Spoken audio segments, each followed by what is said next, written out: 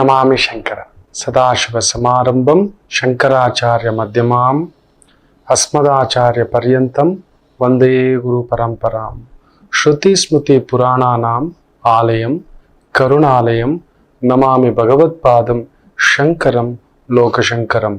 ನಾಡಿನ ಸಮಸ್ತ ವೀಕ್ಷಕ ಬಂಧುಗಳ ಪಾದಾರವಿಂದಗಳಿಗೆ ನನ್ನ ಶಿರಸಾಷ್ಟಾಂಗ ನಮಸ್ಕಾರಗಳು. ಅಗ್ರಾಣಿತಂ ಕರಣೀತಂ ವಿಗಂಧಂ ಚ ತಥೈವ ಚ ಅತಿಪಕ್ವಂ ವಿಷಕ್ವಂಚ ಮುಗಳಾನಿ ಚ ವರ್ಜಯೇತ್. ಅತಿ ಮುಖ್ಯವಾಗಿ ಈ ದೇವಿಗೆ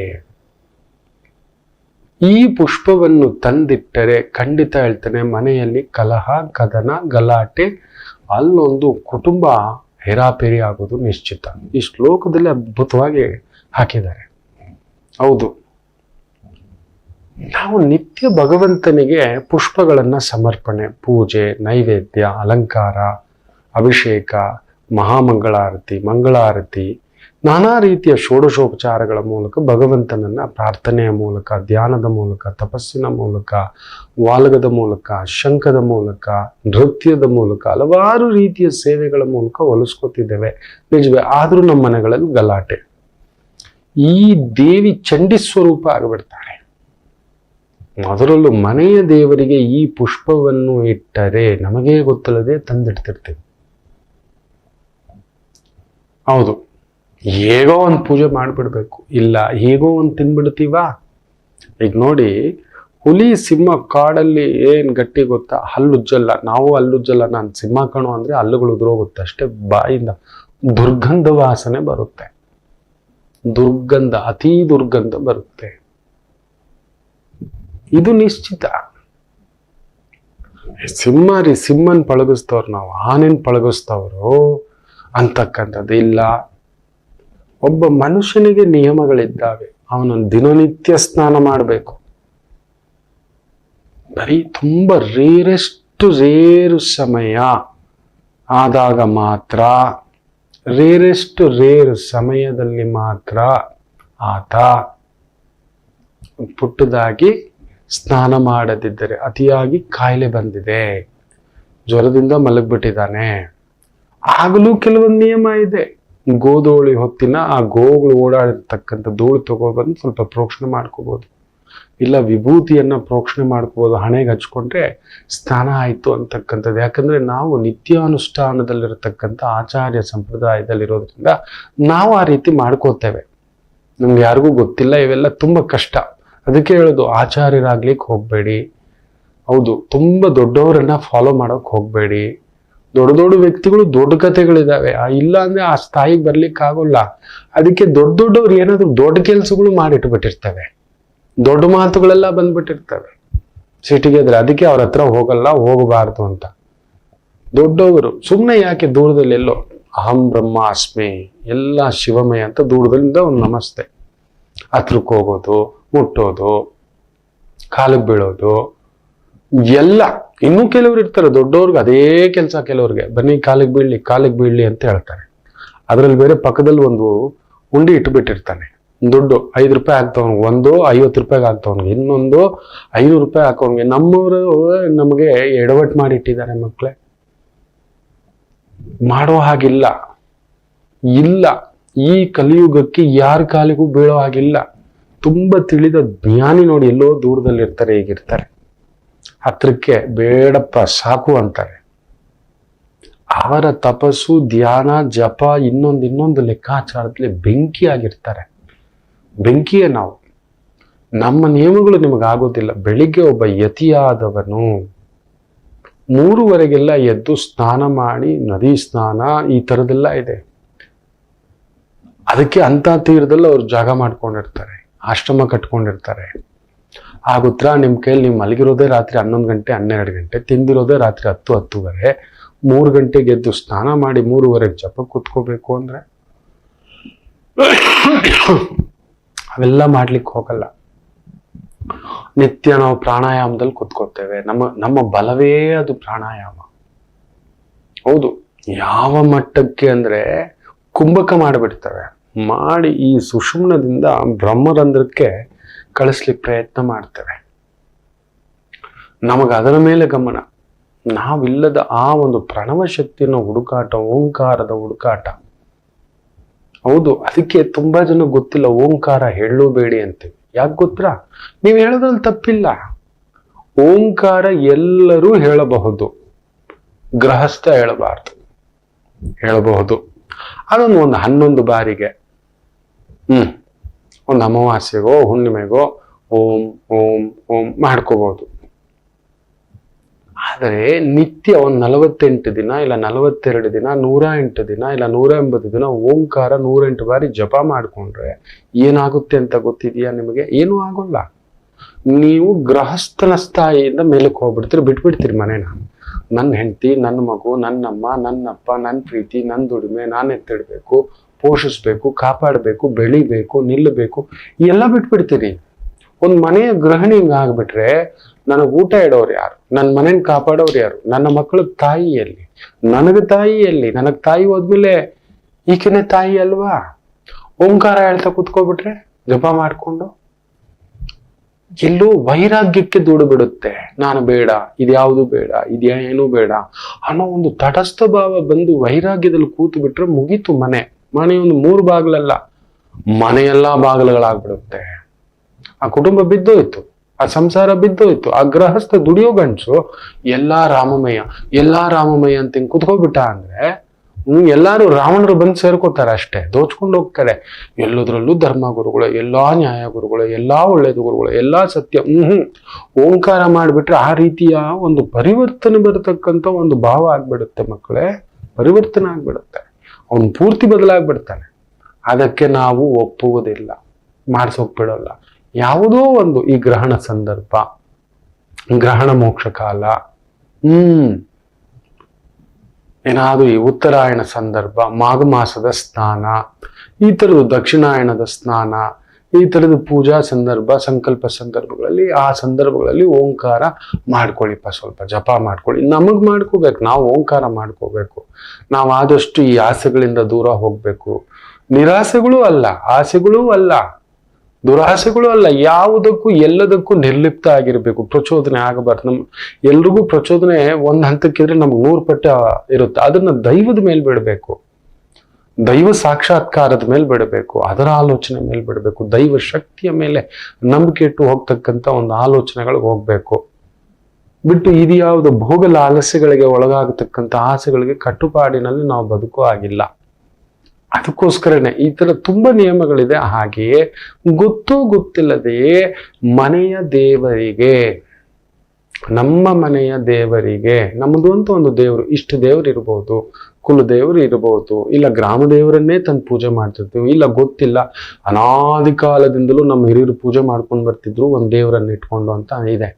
ಆ ದೇವರಿಗಿಡತಕ್ಕಂಥ ಪತ್ರೆ ಏನಾದರೂ, ಮುಖ್ಯವಾಗಿ ಎಲ್ಲರ ಮನೆಯಲ್ಲೂ ಒಂದು ಅಮ್ಮನವ್ರ ಪೂಜೆ ಇದ್ದೇ ಇರುತ್ತೆ. ಮನೆ ದೇವರು ಅನ್ನತಕ್ಕಂಥದ್ದು. ಶ್ರೀನಿವಾಸರ ಪೂಜೆ ಮಾಡ್ತೀವಿ ಅಂದ್ರೆ ಪದ್ಮಾವತಿ ಪೂಜೆಯೇ. ಶಿವಯ್ಯನನ್ನು ಪೂಜೆ ಮಾಡ್ತೀವಿ ಅಂದ್ರೆ ಅಮ್ಮನವರನ್ನು ಪೂಜೆ ಮಾಡ್ತೇವೆ, ಹೌದಲ್ವಾ?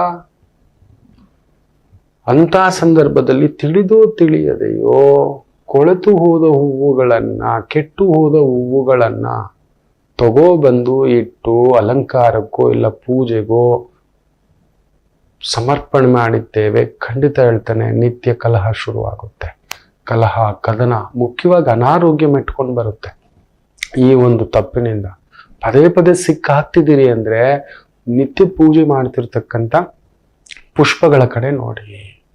ಕೆಟ್ಟಿದೆಯಾ, ಒಣಗಿದೆಯಾ, ಹಾಳಾಗಿದೆಯಾ, ಹರಿದಿದೆಯಾ, ಮುಳ್ಳಿನ ಪುಷ್ಪಗಳ, ಸುಗಂಧವಿಲ್ಲದ ಪುಷ್ಪಗಳ? ಹೌದು, ಭಗವಂತನಿಗೆ ಸಮರ್ಪಣೆ ಮಾಡಿ ನಾವು ಕುಳಿತಾಗ ನಮ್ಮಲ್ಲಿ ಆ ಒಂದು ಆ ಭಾವ, ನೀವು ನೋಡಿ, ಗಿಡದಲ್ಲಿರುವ ಹೂವಿಗಿಂತ ಭಗವಂತನಿಗೆ ಸಮರ್ಪಣೆ ಮಾಡಿ ಅದನ್ನ ನಾವು ಧರಿಸಿದಾಗ ಬರೋ ಆ ಒಂದು ಅಂದ ಪುಷ್ಪದಲ್ಲಿ, ಅದೊಂದು ಮಹಾ ಅಂದ. ಹೌದು, ಮಹಾ ಅಂದ. ಹೇಗೆ ಒಂದು ಪುರುಷ ಹಾಗೂ ಸ್ತ್ರೀ ಒಂದು 30 ದಾಟಿ ಬಿಟ್ಟಿದೆ, ಇನ್ನೂ ಮದುವೆ ಆಗಿಲ್ಲ ಅಂದ್ರೆ ನೋಡಿ ಹಿಂಗ ಆಗ್ಬಿಟ್ಟಿರ್ತಾರೆ. ಆ ಮುಖದಲ್ಲಿ ಅಂದ ಹೊರಟೋಗ್ಬಿಡುತ್ತೆ. ಪರಿಪೂರ್ಣ ಸಂಸಾರಸ್ಥ ಸ್ತ್ರೀ, ಪರಿಪೂರ್ಣ ಆ ಭೋಗವನ್ನ, ತೃಪ್ತಿಯನ್ನ ಪಡೆದಿರ್ತಕ್ಕಂಥ ತಾಯಿ ಜೀವದ ಮುಖ ನೋಡಿದಾಗ್ಲೇ ಗೊತ್ತಾಗುತ್ತೆ ತುಂಬ ತೃಪ್ತಿಯಾಗಿ ಯಜಮಾನರು ಚೆನ್ನಾಗಿ ನೋಡ್ಕೋತಿದ್ದಾರೆ, ಒಳ್ಳೆ ಮನೆ ಸಿಕ್ಕಿದೆ, ಒಳ್ಳೆ ಕುಟುಂಬ ಸಿಕ್ಕಿದೆ, ತೃಪ್ತಿಯಾಗಿದ್ದಾಳೆ, ಇದ್ದಿದ್ರಲ್ಲಿ ಈಸ್ತಿದ್ದಾಳೆ, ಆ ಮುಖದಲ್ಲಿ ನಗು ಇದೆ, ಆನಂದವಿದೆ, ಅಲಂಕಾರವಿದೆ ಅನ್ನತಕ್ಕಂಥದ್ದು ಗೊತ್ತಾಗ್ಬಿಡುತ್ತೆ. ಧರಿಸಿರೋ ಡ್ರೆಸ್ಸಲ್ಲೇ ಗೊತ್ತಾಗುತ್ತೆ, ಧರಿಸಿರೋ ಕಾಲುಂಗುರದಲ್ಲಿ ಗೊತ್ತಾಗುತ್ತೆ, ಕರಿಮಣಿಯಲ್ಲಿ ಗೊತ್ತಾಗುತ್ತೆ, ಕೈಗೆ ಹಾಕಿರೋ ಮೆಹಂದಿಲಿ ಗೊತ್ತಾಗುತ್ತೆ, ಅರಿಶಿನ ಗೊತ್ತಾಗುತ್ತೆ, ಕುಂಕುಮ ಗೊತ್ತಾಗುತ್ತೆ, ಇಟ್ಟಿರೋ ಹೂವಿನಲ್ಲಿ ಗೊತ್ತಾಗುತ್ತೆ. ಹೌದು, ಕುಳಿತುಕೊಳ್ಳೋ ಗಾಂಭೀರ್ಯ, ಆ ಸರಸ್ವತಿ ದೇವಿಯ ರೀತಿ ಕುಳಿತುಕೊಳ್ಳೋ ಗಾಂಭೀರ್ಯ ಗೊತ್ತಾಗ್ಬಿಡುತ್ತೆ. ಹೌದು, ಎಲ್ಲ ಅಮ್ಮಂದಿರಲ್ಲೂ ಸರಸ್ವತಿ ಬಂದ್ಬಿಡುತ್ತೆ. ಆ ತೃಪ್ತ ಭಾವ ಬಂದಾಗ. ಯಾವಾಗ ಅದಿಲ್ಲ, ಆಯಾಯ ವಯಸ್ಸಿಗೆ ಅದು ನಡೆದಿಲ್ಲ ಅಂದ್ರೆ ನೋಡಿ ಹಿಂಗಿರುತ್ತೆ. ಪುಷ್ಪವೂ ಅಷ್ಟೇ, ಗಿಡದಲ್ಲಿರುವ ಪುಷ್ಪಕ್ಕಿಂತ ತೆಗೆದು ದೇವರಿಗೆ ಸಮರ್ಪಣೆ ಮಾಡಿದ ಪುಷ್ಪಾಲಂಕಾರದಲ್ಲಿ ವಿಶೇಷ ಅಂದ ಬಂದ್ಬಿಡುತ್ತೆ. ಭಗವಂತನು ಸಂಪ್ರೀತನಾಗ್ತಾನ. ಆದರೆ ಈ ಒಂದು ತಪ್ಪಿನಿಂದ ಕೆಟ್ಟು ಹೋದ ಹೂವು, ಕೊಳೆತ ಹೂವು, ಮನೆಯಲ್ಲಿ ಕಾಯಿಲೆ ನಿಶ್ಚಿತ, ಮನಸ್ಥಿತಿಗಳು ಬೇರೆ ಕೆಡುತ್ತೆ, ಮನಸ್ಸು ಸ್ಥೀಮಿತ ಇರಲ್ಲ, ಮನಸ್ಸು ಮೈಲಿಗೆ ಆಗ್ಲಿಕ್ಕೆ ಶುರು ಆಗುತ್ತೆ, ಏನೋ ವಿಕಾರ, ಅಯ್ಯೋ ಹೋಗಿ ಏನ್ ಮಾಡ್ಬೇಕು, ಏನ್ ಎದ್ದೇಳ್ಬೇಕು, ಏನು ಸುಸ್ತು ಅನ್ಸುತ್ತೆ ಗುರುಗಳೇ, ಎದ್ದೋಳಕ್ಕೆ ಮನ್ಸು ಬರಲ್ಲ ಅನ್ಸುತ್ತೆ ಗುರುಗಳೇ. ಎಲ್ಲೋ ನೀವು ಮಾಡುತ್ತಿರುವ ಪೂಜೆಯ ಪುಷ್ಪಗಳಲ್ಲಿ ಎಂಥದೊಂದು ದೋಷ ಮಾಡಿಟ್ಕೊಬಿಟ್ಟಿದ್ದೀರಿ. ಕೊಳೆತ ಹೂ, ಏನೋ ತಗೊಬಂದ್ವಿ, ದುಡ್ಡು ಕೊಟ್ವಿ, 100-500 ರೂಪಾಯಿ ಕೊಟ್ವಿ, ತಂದ್ವಿ, ಹಿಂಗಂದ್ವಿ, ಹೂವ ಕಟ್ಟೋಕ್ಕೂ ಬರೋಲ್ಲ, ಹೂವ ಕಟ್ಟೋದು ಬರಲ್ಲ, ರಂಗೋಲಿ ಹಾಕೋದು ಬರೋಲ್ಲ, ದೇವ್ರಿಗೊಂದು ಪದ ಹಾಡೋದು ಬರಲ್ಲ. ಈ 3 ಬರಲಿಲ್ಲ ಅಂದ್ರೆ ನಿಮ್ಮ ಮನೆ ಊರ್ಜಿತ ಆಗೋಕ್ ಸಾಧ್ಯನೇ ಇಲ್ಲ. ಹೌದು, ಯಾಕೆ ಆಚಾರ್ಯರ ಮನೆಯಲ್ಲಿ ಸದಾ ಲಕ್ಷ್ಮಿ ಇರುತ್ತೆ. ಊಟ, ಬಟ್ಟೆ, ಬದುಕು, ಅಲ್ಲೊಂದು ಹಾಲು, ಬೆಣ್ಣೆ, ತುಪ್ಪ, ಮೊಸರು, ಮಜ್ಜಿಗೆ ಈ ಥರ ಸೇವಿಸ್ತಿರ್ತೇವೆ ಅಂದ್ರೆ ಈ 3 ಬಂದೇ ಬರುತ್ತೆ ಆಚಾರ್ಯರ ಕುಟುಂಬದ. ಅದಕ್ಕೆ ಏನಕ್ಕೆ ಮದುವೆ ಮಾಡ್ಕೊಳ್ಳೋದು, ನಮ್ಮ ಮನೆ ನಮ್ಮ ವರ್ಣದ ಹೆಣ್ಣು ಮಗುವನ್ನೇ ತರೋದು ಗೊತ್ತಿರ, ಆ ಮಗು ಮೊದಲಿಂದಲೂ ಕಲ್ಸಿರ್ತಾರೆ. ಒಂದು ದೇವರ ಅಲಂಕಾರ ಮಾಡೋದು ಕಲ್ಸಿರ್ತಾರೆ. ಯಾವ ರೀತಿ ಪುಷ್ಪ ಆಯ್ಕೆ, ಯಾವ ದೇವರಿಗೆ ಯಾವ ಪುಷ್ಪ ಇಡಬೇಕು ಅನ್ನೋದು ಕೂಡ. ಹೌದು ಮಕ್ಕಳೇ, ಯಾವ ದೇವರಿಗೆ ಯಾವ ತರ ಇಡ್ಬೇಕು, ಯಾವಾಗ ಇಡ್ಬೇಕು, ಯಾವ ಸಂದರ್ಭದ ಪೂಜೆ, ಏನೇನಂತ ಚಿಕ್ಕದ್ರಿಂದ ಕಲ್ಸಿರ್ತಾರೆ. ರಂಗೋಲಿ ಹಾಕೋದು ಕಲ್ಸಿರ್ತಾರೆ. ಅತಿ ಮುಖ್ಯವಾಗಿ ಭಗವಂತನಿಗೆ ಆ ಒಂದು ನೈವೇದ್ಯ ಮಂಗಳಾರತಿ ಎತ್ತಿದಾಗ ಒಂದು ವಿಶೇಷವಾದಂಥ ಒಂದು ಹಾಡು ಹಾಡತಕ್ಕಂಥದ್ದು. ನಮ್ಮಮ್ಮ ಶಾರದೆ ಅನ್ನೋ ರೀತಿಯಲ್ಲಿ, ಲಕ್ಷ್ಮೀ ಬಾರಮ್ಮ, ಭಾಗ್ಯಲಕ್ಷ್ಮಿ ಬಾರಮ್ಮ, ಕಮಲದ ಮೊಗದೋಳೆ, ಕಮಲದ ಕಣ್ಣೋಳೆ, ಕಮಲದ ಕೈಯಲ್ಲಿ ಹಿಡಿದೋಳೆ. ನೋಡಿ, ಈ ರೀತಿ ಒಂದು ಪದ ಕಟ್ಟಿಸ್ತಾರೆ ಅಮ್ಮನವರನ್ನ ಹಾಡಿನ ಮೂಲಕ, ನೃತ್ಯದ ಮೂಲಕ. ಕೆಲವ್ರ ಕೈಯಲ್ಲಿ ಆ ತಾಯಿ ಸರಸ್ವತಿ, ಆ ಶಾರದಾದೇವಿ ಪಾದಗಳಲ್ಲಿರ್ತಾಳೆ, ಆ ಜಗಜ್ಜನನಿ ಅಂತ ಮಕ್ಕಳನ್ನ ಕರೆಸಿ, ಗೆಜ್ಜೆ ಕಟ್ಸಿ, ಹಾಡಿಸಿ ಅಮ್ಮನನ್ನು ಕರೆಸ್ತಾರಮ್ಮ, ಬಂದಿದ್ದೀನಿ ನಮ್ಮ ಮನೆಗಮ್ಮ, ನಮಗೊಂದು ಆಶೀರ್ವಾದ ಮಾಡಮ್ಮ, ಸದಾ ನೆಲೆಸಿರುವಾಗ ಮಾಡಮ್ಮ ಅನ್ನತಕ್ಕಂಥದ್ದು. ಎಲ್ಲಿದೆ? ಯಾರಿಗೆ ರಂಗೋಲಿ ಹಾಕೋಕ್ ಬರುತ್ತೆ? ಯಾರಿಗೆ ಅಲಂಕಾರ, ಆ ಒಂದು ಹತ್ತಿಯ ಹಾರ ಮಾಡೋಕ್ ಬರುತ್ತೆ? ನಾನು ಎಷ್ಟೋ ಜನಕ್ಕೆ ಕಡಲೆಕಾಳು ಮಾಲೆ ಸಮರ್ಪಣೆ ಅಂದ್ರೆ, ಕಡಲೆಕಾಳಲ್ಲಿ ಮಾಲೆನಾ, ಅದಂಗೆ ಗುರುಗಳೇ ಅಂತಾರೆ. ರಂಗೋಲಿಯಾ? ರಂಗೋಲಿ ಇಟ್ಟೇ ಸಿಗಲ್ಲ ನೋಡಿ, ಎಲ್ಲಿ ಬಂದ್ಬಿಟ್ಟಿದೆ. ಅಲಂಕಾರ ದೇವ್ರಿಗೆ ಮಾಡೋಕೆ ಬರಲ್ಲ. ಏನು ನಿಮಗೆಲ್ಲ ಅಲಂಕಾರ ಮಾಡ್ಕೋತೀರಿ? ನಿಮ್ಮ ಮನೇಲಿ ಎಲ್ಲ ಅಲಂಕಾರ ಇಡ್ತೀರಿ? ನಿಮ್ಮ ಅಡಿಗೆಯಲ್ಲಿ ಎಲ್ಲ ಅಲಂಕಾರ, ಮಾತಲ್ಲಿ ಎಲ್ಲ ಅಲಂಕಾರ, ಆಲೋಚನೆಯಲ್ಲಿ ಎಲ್ಲ ಅಲಂಕಾರ ಎಲ್ಲಿ ಬರುತ್ತೆ? ಅದಕ್ಕೆ ಹೇಳ್ತಿರ್ತಾನೆ, ಅಲಂಕಾರವೇ ಭೂಷಣ. ಒಬ್ಬ ಸ್ತ್ರೀಗೆ ಮಾತಿನ ಅಲಂಕಾರ, ಭಾವಗಳ ಅಲಂಕಾರ. ಸದಾ ಹಿಂಗ್ ಮೂತಿ ಇಟ್ಕೊಂಡು ಹಿಂಗೆ ಕುತ್ಕೊಳ್ಳೋದು, ಏನೋ ದೇಶ ಬಿದ್ದೋಯ್ತು, ದೇಶ ಕಳೆದೋಯ್ತು, ಬೆನಜೀರ್ ಬುಟ್ಟೋ ಥರ ಎಲ್ಲ ಕಳ್ಕೊಂಡು, ಏನ್ರಿ ಕತೆ? ಆ ಮುಖ ನೋಡ್ರಿ, ಹೇಗೆ ಇಟ್ಕೊಂಡಿದ್ದೀರಿ ನೋಡ್ರಿ, ಅಲಂಕಾರ ನೋಡ್ರಿ, ಆ ನಗು ಇದೆಯೇನ್ರಿ, ಆ ಒಂದು ಕಾಡ್ಗೆ ಇಟ್ಟಿದ್ದೀರೇನ್ರಿ? ಇಲ್ಲವೇ ಇಲ್ಲ. ಹೌದು, ಆ ಹುಬ್ಬು, ಆ ಅರಿಶಿನ, ಆ ಮುಖದ ಮೇಲೆ ಇಷ್ಟು ಕೂದಲು, ಯಪ್ಪ ಹೇಳಬಾರ್ದು. ಅದಕ್ಕೆ ಬೇರೆ ಬ್ಯೂಟಿ ಪಾರ್ಲರ್ಗೆ ಯಾವಾಗಲೂ ಒಂದ್ಸಲಿ ಹೋಗಿ ಬರೋದು. ಆ ಮನೆಯಲ್ಲಿ ಅದೇ ಹಳೆ ನೈಟಿ, ಹಳೆ ಪಾತ್ರೆ, ಎಲ್ಲಿ ಬರುತ್ತೆ ದೇವರು? ಮನೆ ಯಜಮಾನ ಮನೆಗೆ ಬರೋನು, ಬರೋಣ ಬಿಡಪ್ಪ ಅಲ್ಲಿ ಹೋಗಿ, ಅದೇ ಏನಿದೆ ಅದೇ ಮಾತು, ದುರ್ನಾಥದ ಮಾತುಗಳು. ಇವನ್ ತಂದು ಹಾಕೋದು ಅಷ್ಟರಲ್ಲೇ ಇದೆ. ಮನೆಗೆ ಯಾವಾಗ ಬಂದ್ರು ದುಡ್ಡಿನ ಕಾಟ, ದುಡ್ಡು ದುಡ್ಡು ದುಡ್ಡು. ಒಂದು ಗೃಹಲಕ್ಷ್ಮಿ ಆದವಳು ಉಳಿಸ್ಕೊಳ್ತಕ್ಕಂಥ ಒಂದು ಅಚ್ಚುಕಟ್ಟುತನ ಬಂದಿದೆಯಾ? ವರ್ಷಕ್ಕೊಂದು ಕಡಿಮೆ ಅಂದ್ರೂ ಒಂದು 10 ಗ್ರಾಮ್ ಬಂಗಾರ ಮಾಡ್ಕೊಳ್ಳೋಷ್ಟು ಬೇಡ, ಒಂದು 5 ಗ್ರಾಮ್ ಬಂಗಾರ ಅಷ್ಟಾದ್ರೂ ತೆಗೆದಿಟ್ಟಿದ್ದೀರಾ?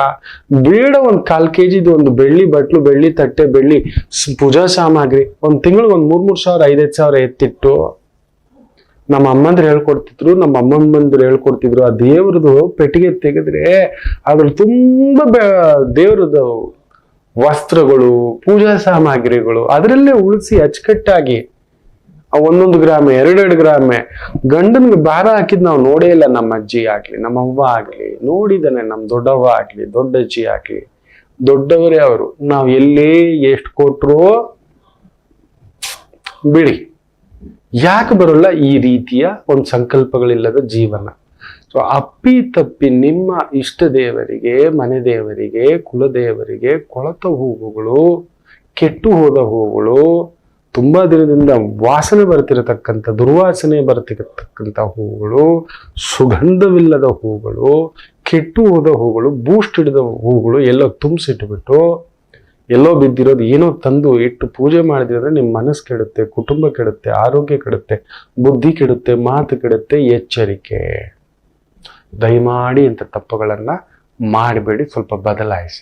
ಇಡೋ 4 ಹೂವು ಇಡಿ, ಕರೆಕ್ಟ್ ಆಗಿರೋ ಹೂವು ತಂದು ಅಚ್ಚುಕಟ್ಟಾಗಿ ಇಟ್ಟು ಪೂಜೆ ಮಾಡ್ತಕ್ಕಂಥದ್ದು ಮಾಡಿ. ಯಾಕೆ ನಿಮ್ಮ ಆ ಒಂದು ಅನಾರೋಗ್ಯ ಸಮಸ್ಯೆ, ಮನಸ್ಸಿನ ಅನಾರೋಗ್ಯ, ದೇಹದ ಅನಾರೋಗ್ಯ, ವ್ಯವಹಾರದ ಅನಾರೋಗ್ಯ, ಬುದ್ಧಿಯ ಅನಾರೋಗ್ಯ ಹೊರಗಡೆ ಬರೋದಿಲ್ಲ? ನಾನು ನೋಡ್ತೇನೆ. ಮಾತೃದೇವೋ ಭವ. ನಮಾಮಿ ಶಂಕರ. ನನ್ನ ಪ್ರೀತಿಯ ಆಧ್ಯಾತ್ಮಿಕ ಬಂಧುಗಳೇ, ಪ್ರತಿಯೊಬ್ಬರ ಜೀವನದಲ್ಲೊಂದು ಕೆಲವೊಂದು ಪ್ರಶ್ನೆಗಳಿರುತ್ತೆ, ಉತ್ತರವಿಲ್ಲದ ಪ್ರಶ್ನೆಗಳಿಲ್ಲ. ಅಂಥದ್ದೊಂದು ಸಮಸ್ಯೆ ಇದೆಯಾ? ಜ್ಯೋತಿಷ್ಯ ಮುಖೇನ ಹಾಗೂ ಆಧ್ಯಾತ್ಮಿಕ ಮುಖೇನ ನಿಮ್ಮ ಪ್ರಶ್ನೆಗಳಿಗೊಂದು ಪುಟ್ಟ ಸಮಾಧಾನ. ಈ ಕೂಡಲೇ ಕೆಳಗಿನ ಸಂಖ್ಯೆಗೆ ಕರೆ ಮಾಡಿ, ಇಲ್ಲವೇ ವಾಟ್ಸಪ್ ಮಾಡಿ, ಹಾಗೂ ನಮ್ಮ ನಮಾಮಿ ಶಂಕರ ಯೂಟ್ಯೂಬ್ ಚಾನೆಲ್ ಮುಖಾಂತರವೂ ಕೂಡ ಸರಳ ಪರಿಹಾರವನ್ನು ತಾವು ವೀಕ್ಷಿಸಿ ಹಾಗೂ ಪಡೆಯಬಹುದು. ನಮಾಮಿ ಶಂಕರ.